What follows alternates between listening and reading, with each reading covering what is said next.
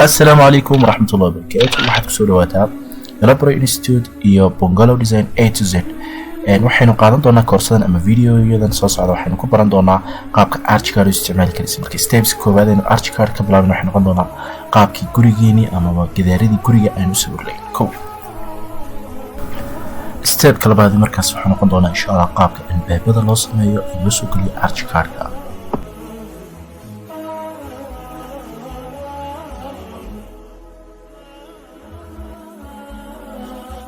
soo kale waxaan ku arki doonaa qaabka isugu shakilisid objects ama column decorated oo ku dhex jira Archicad.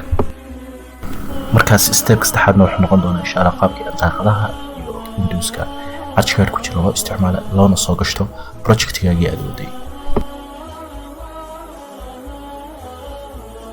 sidoo kale waxaan arkaynaa qaabka loo soo gashto objects-ka kala duwan ee ku dhex jira Archicad-ka sida haddii aad fadhi rabto inaad soo dhigto.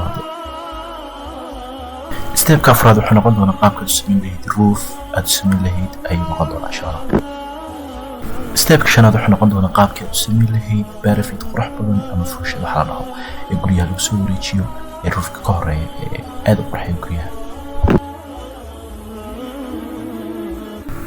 step ka lixaad wuxuu noqon doonaa qaabkii stepskii iyo cadabadihii aad u samayn lahayd gurigaaga.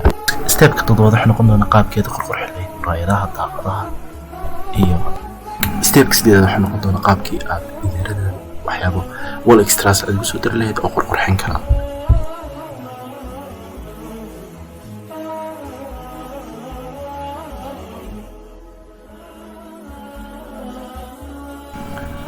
step sagaalaad wuxuu noqon doonaa qaabkii aad magacyo ugu samayn lahayd qolal kala duwan ee project-gaaga iyo sidii aad dimensions ugu samayn lahayd iyo fill.